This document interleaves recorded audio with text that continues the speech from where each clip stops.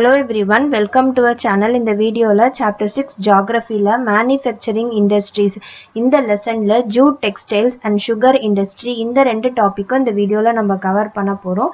First வந்து jute textile industry பத்தி பார்க்கலாம். So இந்தியா பாத்தீங்கன்னா India is the largest producer of raw jute and jute goods. India வந்து second place வந்து occupy பண்ணிருக்கு இந்த jute productionல. பட் ஆனா ஃபர்ஸ்ட் பிளேஸ்ல யார் இருக்கா அப்படின்னா பங்களாதேஷ் வந்து இருக்கு. அது மட்டும் இல்லாம 80 ஜூட் மில்ஸ் வந்து இந்தியால இருக்கு 2010 and 2011 அந்த டைம்ல வந்து பார்க்கும்போது 80 ஜூட் மில்ஸ் வந்து இருக்கு இந்தியால. நிறைய ஜூட் மில்ஸ் வந்து எந்த இடத்துல லொகேட் ஆயிருக்கு அப்படின்னு பாத்தீங்கன்னா வெஸ்ட் பெங்கால்ல தான் வந்து லொகேட் ஆயிருக்கு. எந்த இடத்துல அப்படின்னா இந்த பேங்க்ஸ் ஆஃப் த ஹூக்லி ரிவருக்கு பக்கத்துல இருக்கிற அந்த ஏரியால தான் வந்து ஜூட் மில்ஸ் எல்லாமே வந்து லொகேட் ஆயிருக்கு இன் a narrow belt. ஸோ எவ்வளோ மீட்டர் லாங் அப்படின்னா 98 kilometre long and 3 kilometre wide. இந்த ஏரியால வந்து ஹூக்லி ரிவர் பக்கத்துல வந்து லொகேட் ஆயிருக்கு இந்த ஜூட் மில்ஸ் எல்லாமே. ஃபர்ஸ்ட் ஜூட் மில் எங்க செட்டப் பண்ணிருக்காங்க அப்படின்னா கொல்கட்டால 1855 அந்த டைம்ல வந்து செட் பண்ணிருக்காங்க. எந்த ஏரியால கரெக்டா கொல்கட்டால பார்த்தோம்னா ரிஷ்ரா அப்படின்ற இடத்துல. 1947 பார்ட்டிஷனுக்கு அப்புறமா ஜூட் மில்ஸ் எல்லாமே வந்து எங்க இருக்குன்னா remained in India, but 3/4 of the jute producing area went to Bangladesh அப்படின்னு சொல்றாங்க. அதாவது 1947 பார்ட்டிஷனுக்கு அப்புறமா இந்த ஜூட் மில்ஸ் எல்லாமே வந்து எங்க இருக்கு இந்தியால தான் வந்து இருக்கு. ஆனா அதுல 3/4 ஜூட் ப்ரொடியூசிங் ஏரியா, ஜூட் எங்க ப்ரொடியூஸ் ஆகுதோ அந்த ஏரியா எல்லாமே எங்க போயிடுது பங்களாதேஷ்ல வந்து இருக்கு. நெக்ஸ்ட் வந்து நம்ம என்னென்ன ஃபேக்டர்ஸ்லாம் வந்து ரெஸ்பான்சிபிளா இருக்கு இந்த ஜூட் மில்ஸ் வந்து ஏன் ஹூக்லி பேசன் ஆண்ட லொகேட் ஆயிருக்கு அப்படின்ற இந்த ஃபேக்டர்ஸ் எல்லாத்தையும் ஒன் பை ஒன் வந்து பார்க்கலாம். Proximity of the jute producing area, அதாவது ப்ராக்சிமிட்டி அப்படின்னா என்னன்னா எல்லாமே வந்து கிட்ட வந்து கிடைக்கிறது. அதனாலதான் எல்லாமே அதுக்கு தேவையான ரா மெட்டீரியல்ஸா இருக்கட்டும், அதை வந்து எக்ஸ்போர்ட் பண்றதா இருக்கட்டும், அதை டிரான்ஸ்போர்ட் பண்றதா இருக்கட்டும், ஸோ இந்த மாதிரி எல்லாத்துக்குமே வந்து எல்லாமே கிட்ட கிடைக்கிறதுனாலதான் வந்து அங்க அந்த ஹூக்லி பேசனால அவங்க வச்சிருக்காங்க இந்த ஜூட் மில்ஸ் எல்லாமே. அதான் வந்து proximity of the jute producing areas அப்படின்னு சொல்றாங்க. அதுக்கப்புறமா இன்எக்ஸ்பென்சிவ் வாட்டர் டிரான்ஸ்போர்ட் அப்படின்னு சொல்றாங்க. அப்படின்னா சீப்பா வந்து கிடைக்குது. வாட்டர் டிரான்ஸ்போர்ட்னா என்ன அர்த்தம்? இப்போ இந்த ரா மெட்டீரியல்ஸ் எல்லாத்தையும் வந்து மில்ஸ்க்கு வந்து டிரான்ஸ்போர்ட் பண்றதா இருக்கட்டும், இல்ல ஃபினிஷ்டு ப்ராடக்டை வந்து டிரான்ஸ்போர்ட் பண்றதா இருக்கட்டும், இது எல்லாமே வந்து என்னது வாட்டர் டிரான்ஸ்போர்ட் மூலமா வந்து பண்றாங்க. அது ரொம்ப சீப்பா இருக்கிறது. நெக்ஸ்ட் வந்து supported by a good network of railways, roadways and waterways to facilitate movement of raw materials to the mills. So water transport மட்டும் வந்து சீப்பா கிடைக்கல, மற்ற நெட்வொர்க்ஸும் அதாவது ரயில்வேஸா இருக்கட்டும், ரோட்வேஸா இருக்கட்டும், இதுவுமே வந்து ரா மெட்டீரியல்ஸ் மூவ்மெண்ட் வந்து ஃபெசிலேட் பண்றது வந்து ரொம்ப ஈஸியா இருக்கு. அதனாலதான் வந்து அந்த ஏரியால லொகேட் பண்ணிருக்காங்க மில்ஸ்லாம் அப்படின்னு சொல்றாங்க. நெக்ஸ்ட் வந்து abundant water for processing raw jute, cheap labor from West Bengal and adjoining states of Bihar, Odisha and Uttar Pradesh. So வேற என்னென்னலாம் ஃபேக்டர்ஸ் அப்படின்னா abundant water, அதாவது வந்து நிறைய வாட்டர் வந்து கிடைக்குது. அந்த ஹூக்லி பேசனாண்டே இருக்கிறதுனால நிறைய வாட்டர் வந்து கிடைக்குது. எதுக்காகனா அந்த ரா ஜூட்டை ப்ராசஸ் பண்றதுக்கு நிறைய வாட்டர் வந்து தேவை. அது மட்டும் இல்லாம வெஸ்ட் பெங்கால்ல இருந்து லேபர்ஸ் வந்து கிடைக்கிறாங்க ரொம்ப சீப் ரேட்ல.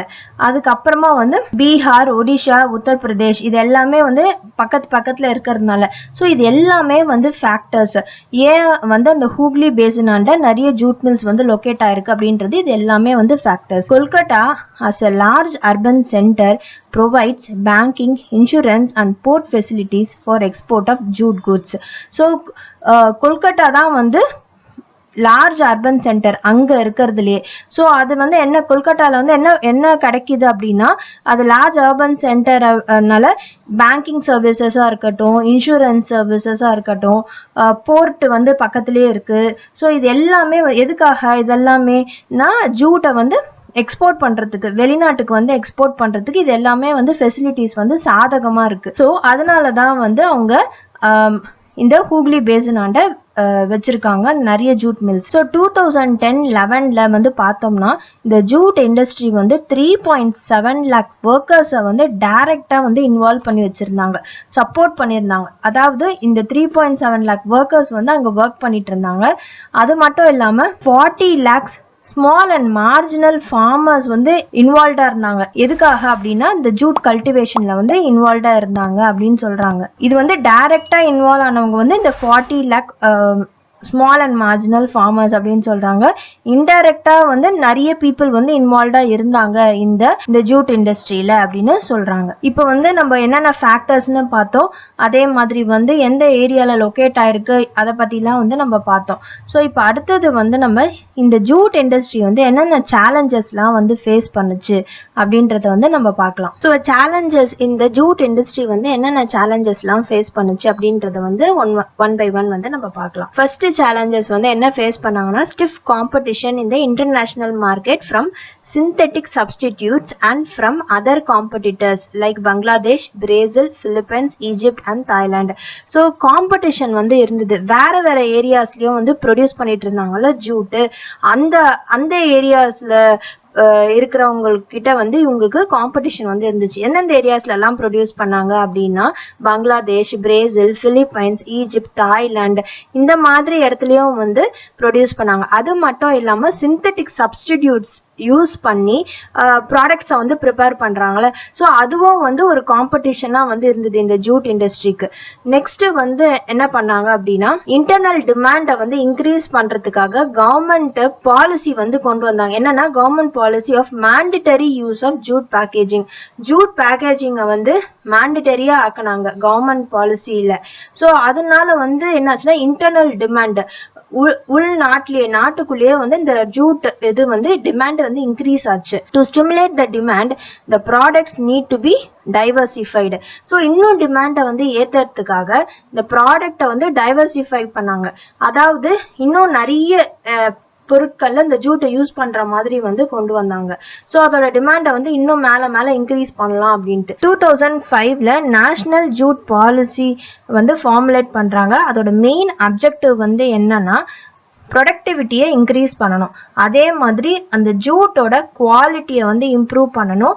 அது மாதிரி ஜூட் ப்ரொடியூஸ் பண்றாங்களா ஃபார்மர்ஸ், அவங்களுக்கு வந்து நல்ல ப்ரைஸுக்கு ஒரு ஈல்டு பெர் ஹெக்டார்ல எவ்வளோ ஈல்டு கொடுக்குதோ அதுக்கு வந்து நல்ல ப்ரைஸ் வந்து கொடுக்கணும் ஜூட் ஃபார்மர்ஸ்க்குலாம் அப்படின்றதையும் வந்து மெயின் அப்ஜெக்டிவா வந்து வச்சிருந்தாங்க. எதுலன்னா நேஷனல் ஜூட் பாலிசியில. ஸோ மெயின் மார்க்கெட்ஸ் எதெல்லாம் அப்படின்னு பார்க்கும் போது USA, Canada, Ghana, Saudi Arabia, UK, Australia இதெல்லாம் தான் வந்து main markets for the jute industry. So அடுத்த பாயிண்ட்ல வந்து என்ன சொல்றாங்க அப்படின்னா இப்போ வந்து நம்ம பார்த்தோம்னா என்விரான்மெண்ட் ஃப்ரெண்ட்லியா இருக்கிற மெட்டீரியல்ஸை வந்து நம்ம யூஸ் பண்ண ஆரம்பிச்சிட்டோம். அதாவது பயோடிகிரேடபிள் மெட்டீரியல்ஸ் தான் வந்து நிறைய யூஸ் பண்றோம். ஸோ அது யூஸ் பண்ணும் போது என்ன ஆகுது அப்படின்னா இந்த ஜூட் ப்ராடக்ட்ஸோட ஆப்பர்ச்சுனிட்டி வந்து இன்னும் வந்து நல்லா க்ரோ ஆக ஆரம்பிச்சிருச்சு அப்படின்னு சொல்றாங்க. The growing global concern for environment friendly biodegradable materials has once again opened the opportunity for jute products அப்படின்னு சொல்றாங்க. ஸோ இந்த biodegradable materials அதே மாதிரி என்விரான்மெண்ட்க்கு ஃப்ரெண்ட்லியா இருக்கிறதுனா என்ன அர்த்தம், மக்கி போற தன்மை இருக்கிற இந்த மாதிரி பொருட்கள்லாம் யூஸ் பண்ணும் அப்படின்ற அந்த கன்சர்ன் பீப்புளுக்கு நடுப்புற அதிகமாக இந்த ஜூட் ப்ராடக்ட்ஸோட ஆப்பர்ச்சுனிட்டி, அது ஜூட் ப்ராடக்ட்ஸ் ஜூட் இண்டஸ்ட்ரியோட அந்த லெவலும் வந்து இம்ப்ரூவ் ஆக ஆரம்பிக்குது, அதோட ஆப்பர்ச்சுனிட்டியும் வந்து அதிகமாகுது குளோபல் லெவல்ல அப்படின்றது வந்து சொல்றாங்க. நெக்ஸ்ட் வந்து நம்ம சுகர் இண்டஸ்ட்ரி பத்தி வந்து பார்க்கலாம். ஸோ சுகர் இண்டஸ்ட்ரியில பாத்தீங்கன்னா இந்தியா வந்து செகண்ட் வேர்ல்டு ப்ரொடியூசர் ஆஃப் சுகர்ல வந்து இந்தியா வந்து செகண்ட், ஆனா occupies the first place in the production of gur and khandsari அப்படின்னு சொல்றாங்க. ஸோ சுகர் இண்டஸ்ட்ரியில இந்தியா வந்து செகண்ட் பிளேஸ் ஆக்குபை பண்ணிருக்கு. ஆனா ஃபர்ஸ்ட் பிளேஸ் வந்து எந்த ப்ரொடக்ஷன்ல இருக்கு அப்படின்னா கர் அண்ட் கந்தசாரி ப்ரொடியூஸ் பண்றதுல தான் ஃபர்ஸ்ட் பிளேஸ் ஆக்குபை பண்ணிருக்கு இந்தியா. ஸோ கர் அப்படின்னா வந்து வெல்லம் அப்படின்னு சொல்லுவோம். So the raw material used in this industry is bulky and in haulage its sucrose content reduces. அதாவது என்ன சொல்றாங்க அப்படின்னா இந்த ரா மெட்டீரியல்ஸ் வந்து என்னது, நம்ம சுகர் இண்டஸ்ட்ரியில நம்ம என்ன ப்ரொடியூஸ் பண்றோம்? சுகர். நம்மளுக்கு எதுல அந்த சுகர் கிடைக்குது அப்படின்னா வந்து சுகர் கேன்ல இருந்து கிடைக்குது. சுகர் கேன் வந்து கரும்புன்னு சொல்லுவோம். ஸோ இந்த கரும்பு வந்து என்னது, நல்லா பல்கியா இருக்கு, அதாவது நல்லா பெருசா தடியமா இருக்கு. அதே மாதிரி அண்ட் இன் ஹவுலேஜ் அப்படின்னா டிரான்ஸ்போர்ட் பண்ணும் போது, அதாவது ஒரு பிளேஸ்ல இருந்து நம்ம இந்த ரா மெட்டீரியல்ஸ் இன்னொரு பிளேஸ்க்கு கொண்டு வரும் போது அந்த கரும்புல இருக்கிற அந்த சுக்ரோஸ் கண்டென்ட் வந்து ரெடியூஸ் ஆகுது அப்படின்னு சொல்றாங்க. ஸோ இது வந்து இந்த சுகர் இண்டஸ்ட்ரி ஃபேஸ் பண்ற சேலஞ்சஸ்ல ஒன்று. ஸோ அப்போ வந்து எங்க இந்த மில்ஸ்லாம் வந்து லொக்கேட் ஆயிருக்கும் அப்படின்றது வந்து கேட்குறாங்க. இன் 2010 and 11 எத்தனை சுகர் மில்ஸ் வந்து இருக்குன்னா 662 சுகர் மில்ஸ் வந்து இருக்கு இந்த கண்ட்ரி ஸ்ப்ரெட் ஓவர். ஸோ என்னென்ன ஸ்டேட்ஸ்லாம் இருக்கு அப்படின்னா உத்தரப்பிரதேஷ், பீகார், மகாராஷ்டிரா, கர்நாடகா, தமிழ்நாடு, ஆந்திர பிரதேஷ், குஜராத், பஞ்சாப், ஹரியானா அண்ட் மத்திய பிரதேஷ். ஸோ இந்த பிளேசஸ்ல எல்லாமே வந்து சுகர் மில்ஸ் வந்து லொக்கேட் ஆயிருக்கு. 50% ஆஃப் த மில்ஸ் வந்து எங்க இருக்கு அப்படின்னா உத்தரப்பிரதேஷ் அண்ட் பீகார்ல தான் வந்து இருக்கு. இந்த இண்டஸ்ட்ரி வந்து சுகர் இண்டஸ்ட்ரி வந்து சீசனல் இண்டஸ்ட்ரி. ஸோ அதனால வந்து இது எதுக்கு சூட்டபிளா இருக்கு அப்படின்னா கோஆபரேட்டிவ் செக்டார்ல தான் வந்து சூட்டபிளா இருக்கு. ஏன் அப்படின்றதுக்கு வந்து அவங்க ரீசன் வந்து கொடுத்துருக்காங்க. ரீசன்ட் இயர்ஸ்ல என்ன ஆகுதுன்னா இந்த மில்ஸ் எல்லாமே ஷிஃப்ட் ஆகுது எங்க அப்படின்னா சதர்ன் அண்ட் வெஸ்டர்ன் ஸ்டேட்ஸ்க்கு வந்து ஷிஃப்ட் ஆகுது, எஸ்பெஷலி இன் மகாராஷ்டிரா அப்படின்னு வந்து சொல்றாங்க. ஏன் அப்படின்னா இந்த சுகர் கேன் ப்ரொடியூஸ் ஆகுதுல, இது எல்லாமே வந்து ஹை சுக்ரோஸ் கண்டென்ட்ல வந்து இருக்கு. ஸோ சுக்ரோஸ் கண்டென்ட் வந்து ஹையா இருக்குது. அப்போ வந்து இந்த கூலர் கிளைமேட் இந்த கூலர் கிளைமேட்டா இருக்கிறதுனால என்ன ஆகுதுன்னா லாங்கர் கிரஷிங் சீசன் வந்து கிடைக்குது. அதாவது இந்த சுகர் வந்து ப்ரொடியூஸ் பண்றாங்களா, இந்த ப்ரொடக்ஷன் வந்து என்ன ஆகுதுன்னா அந்த கிரஷிங் சீசன் வந்து கொஞ்சம் எக்ஸ்ட்ராவா வந்து கிடைக்குது அப்படின்னு சொல்றாங்க. Moreover the cooperatives are more successful in the states.